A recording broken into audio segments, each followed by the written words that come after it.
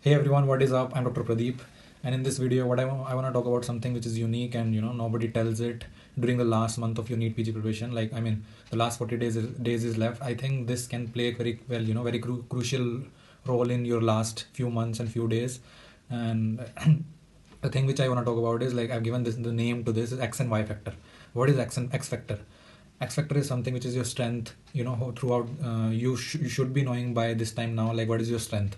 For example, if I take my example, my strength is always about medicine, pharmac, patho, these kind of subjects, all those kind of subjects which requires analytical skills or like some kind of concepts. Those were my strength. I knew that by the end of my preparation, like 2 months or 3 months before that, yes, this is my strength. So I always kept that in my mind, and that's why I did not give so much time to these subjects during my last month of my preparation, because somehow I knew, like even if I'll give less time, I'll still be able to manage to solve a lot of questions from these subjects. Doesn't matter, and it does not matter if I put extra effort into this subject, still my output from these subjects will not be that high. You get it? Like, just because it is your strength. And coming to the Y factor, what is Y factor? Y factor means weakness. I've just given this name, like there's no specific X and Y factor. Y factor is just for the weakness, same as you should be knowing for your strength.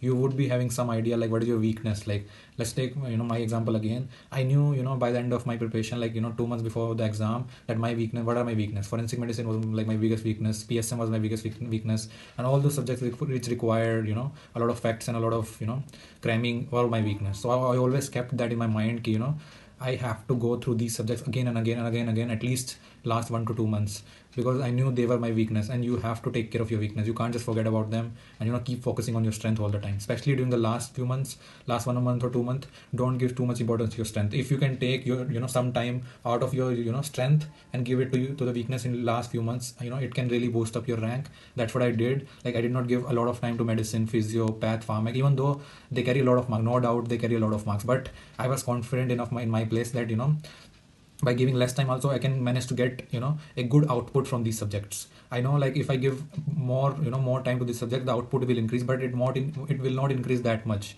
You get it? ऐसा मतलब कुछ जादू जितना, मतलब कुछ significant output नहीं बढ़ेगा अगर मैं ज़्यादा टाइम बढ़ा भी दूंगा. इंस्टेड ऑफ दैट, अगर मैं वो टाइम अपने स्ट्रेंथ की जगह वीकनेस को दूंगा, तो my output actually will increase significantly. That's what I want to convey. If you know your weakness and strength, that's good. And if you haven't given much time to your weakness till now, right now, take some time out of your strength and give it to your weakness. That'll be very helpful, I would say, and it will boost up your rank for sure. And because what we do is, in last 1 to 2 months, what is the traditional and conventional pattern what we follow is कि like हम क्या करते हैं, we take 19 subject and give same amount of time to all subjects, like depending on the shorts.